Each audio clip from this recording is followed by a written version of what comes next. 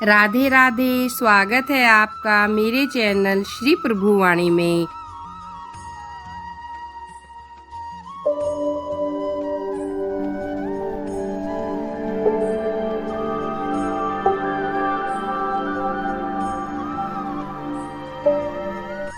ओम नमः शिवाय।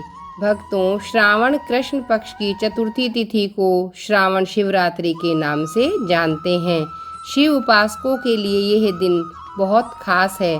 इस दिन शिव भक्त व्रत रखकर भोलेनाथ की आराधना करते हैं, लेकिन शिवरात्रि व्रत बिना इस कथा के अधूरा रहता है।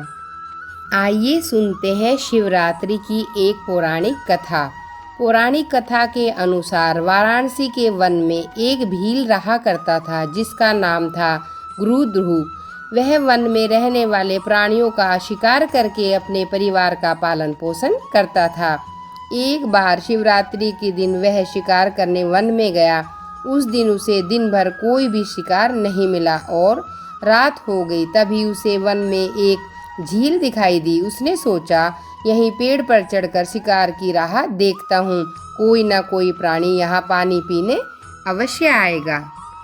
यह सोचकर वह पानी का पात्र भरकर बेलपत्र पर चढ़ गया। वह उस वृक्ष के नीचे शिवलिंग स्थापित था। थोड़ी देर बाद वहां एक हिरनी आई। गुरुद्रुह ने जैसे ही हिरनी को मारने के लिए धनुष पर तीर चढ़ाया तो बेल वृक्ष के पत्ते और जल शिवलिंग पर गिरे। इस प्रकार रात के प्रथम पहर में अनजाने में ही उसके द्वारा शिवलिंग की पूजा हो गई। तभी हिरनी ने उसे देख लिया और उससे पूछा कि तुम क्या चाहते हो।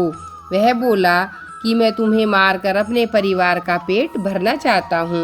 यह सुनकर हिरनी बोली, मेरे बच्चे मेरी राह देख रहे होंगे, मैं उन्हें अपनी बहन को सौंपकर लौट आऊंगी।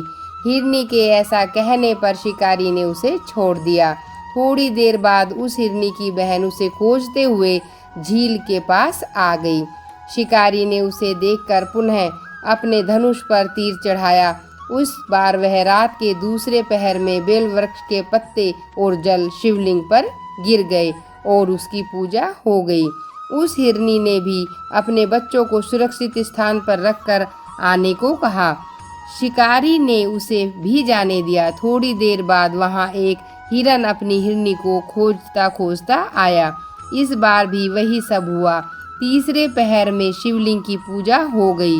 वह हिरन भी अपने बच्चों को सुरक्षित स्थान पर छोड़कर आने की बात कहकर चला गया।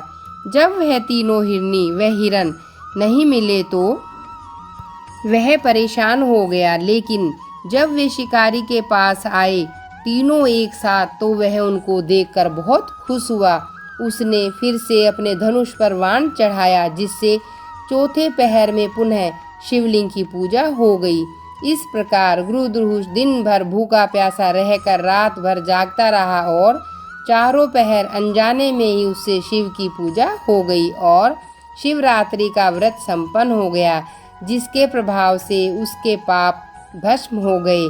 सूर्योदय होते ही उसने सभी हिरणों को मारने का विचार त्याग दिया।